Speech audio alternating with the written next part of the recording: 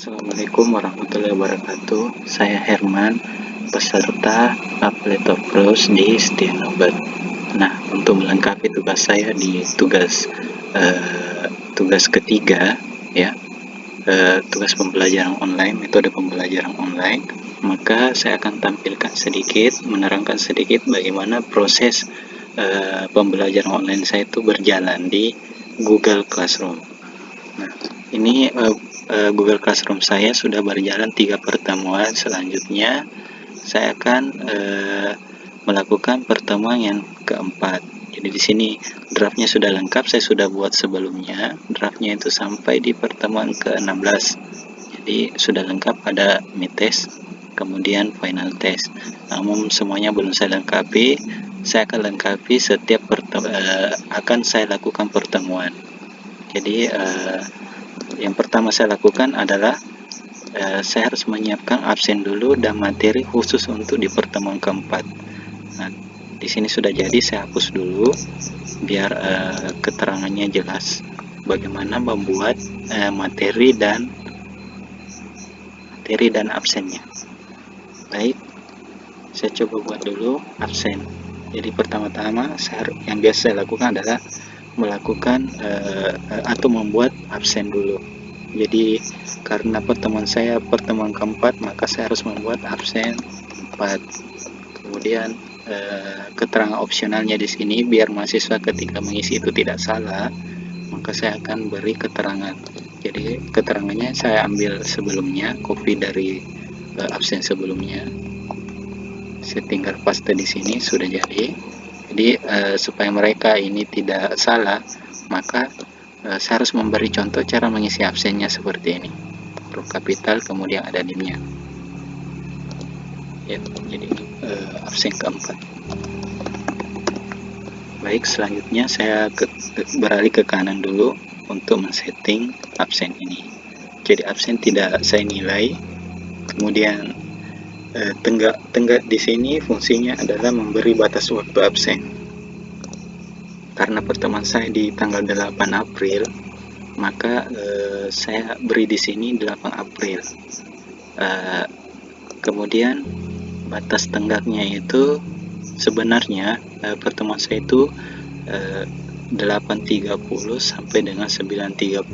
Namun takutnya biasanya mahasiswa itu telat atau persoalan jaringan, alasan mahasiswa itu biasanya persoalan jaringan, maka saya beri saja 30 menit ke depan sebagai tambahan waktu. Jadi saya beri 10.00, harusnya 9.30. Di sini saya hilangkan centangnya saja. Kemudian topiknya saya harus pilih, ya, topik keempat, pertemuan keempat artinya. Jadi topik ini adalah pertemuannya. Nah, jadi absen ini otomatis akan masuk di pertemuan keempat. Kemudian saya akan jadwalkan absen ini.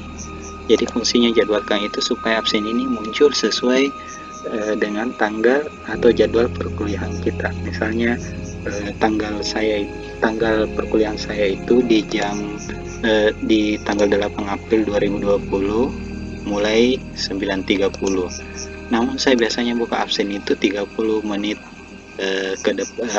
30 menit sebelumnya supaya mahasiswa cepat melihat absen ini. Saya akan buka atau jadwalkan absen ini, ya. Nah, kita lihat absennya jadi atau tidak. Nah, sudah jadi absennya, sudah kelihatan. Cuman absen ini tidak bisa dilihat oleh mahasiswa sesuai dengan jadwalnya. Mahasiswa bisa melihat ini pada tanggal 8 April 2020 di jam 10.00. Oke, absennya sudah jadi. Nah, bagaimana hasil absen jika mahasiswa sudah absen? Di sini di pertemuan ketiga saya sudah sampaikan sebelumnya di mahasiswa, ya, ini adalah hasil absen dari mereka. Jadi ini ada beberapa absen yang sudah diserahkan di pertemuan ketiga. Nah, di sini ada keterangan juga bahwa mereka telat, ya. Otomatis sistem akan membacanya bahwa mereka telat menyerahkan absennya. Sini.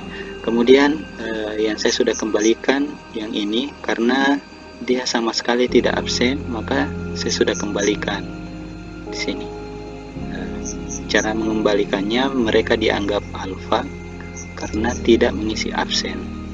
Jadi tinggal centang di sini, kemudian kita email mereka tidak absen. Jadi contohnya seperti ini.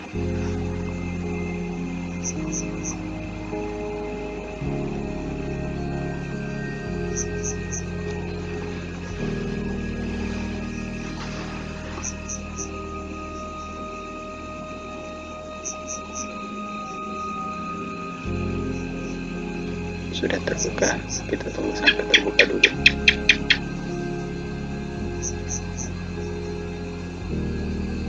Nah, jika selesai terbuka, kita akan mengisi keterangan di dalam absen tersebut bahwa mahasiswa tidak absen di tanggal yang sudah ditentukan. Jadi artinya dia tidak absen di tanggal 1 April, karena 1 April itu adalah tanggal di mana pertemuan ketiga saya.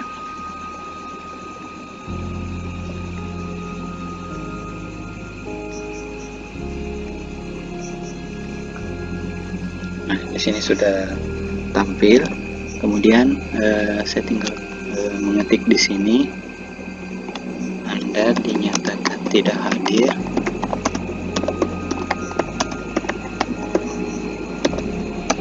di tanggal 1 April 2020. Kemudian di sini sudah ada alamat emailnya masing-masing yang dari sistem, ya. Karena kita sudah memilih di sini untuk dikembalikan, jadi jumlah yang akan dikembalikan itu 9 orang. Jadi otomatis email, di 9 orang itu akan masuk ke email mereka keterangan seperti ini. Kita tinggal kirim.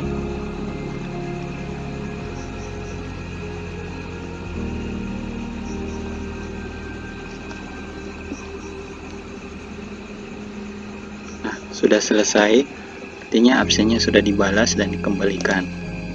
Nah, selanjutnya saya akan membuat materi. Untuk absen sudah selesai, kembali saya akan membuat materi. Materinya itu materi keempat, ya, karena materi ini adalah materi di pertemuan keempat. Kemudian deskripsinya saya akan beri deskripsi di sini sesuai petunjuk supaya mahasiswa bisa membacanya.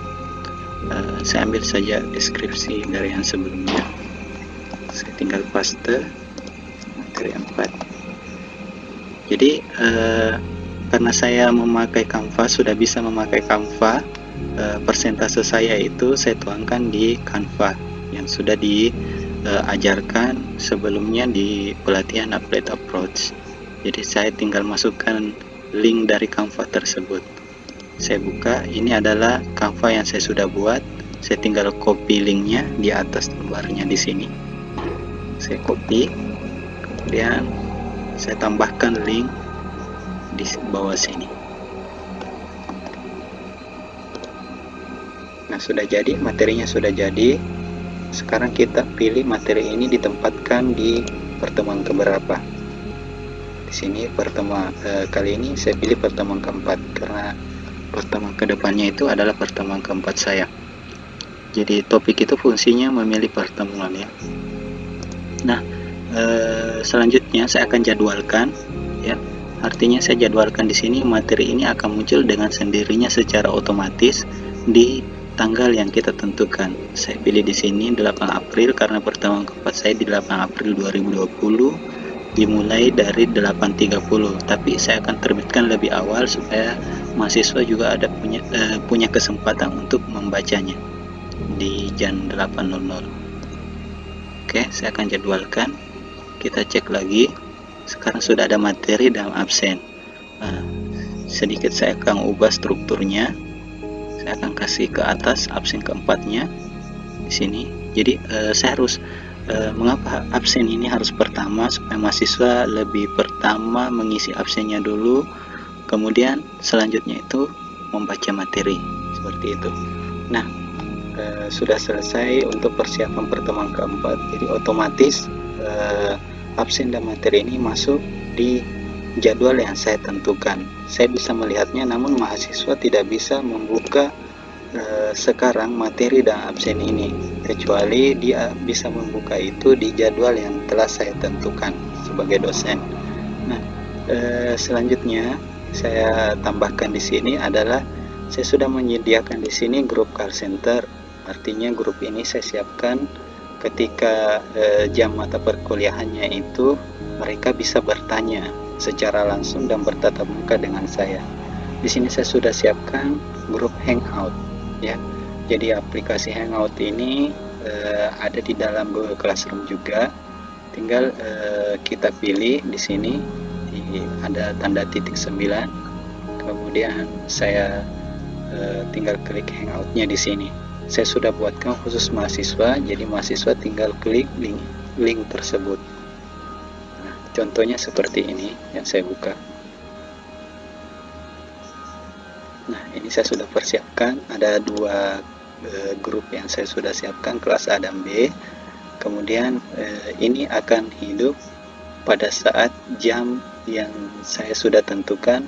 Misalnya pertemuan keempat saya itu di 8 April, maka otomatis saya harus aktif ya sebagai dosen di 8 April itu di jam yang saya sudah tentukan. Misalnya jam 8.00, saya harus hidupkan video call ini ya.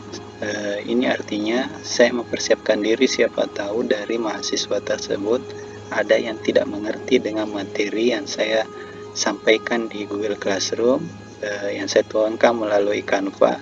Jadi mahasiswa bisa langsung otomatis bertemu dengan saya melalui video call di Hangout ini.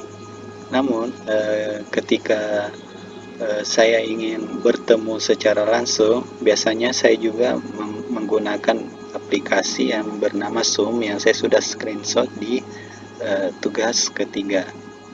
Jadi seperti itu proses pembelajaran yang saya lakukan di Google Classroom. Nah, terakhir dari saya, terima kasih. Lebih dan kurangnya mohon dimaafkan. Saya akhiri. Assalamualaikum warahmatullahi wabarakatuh.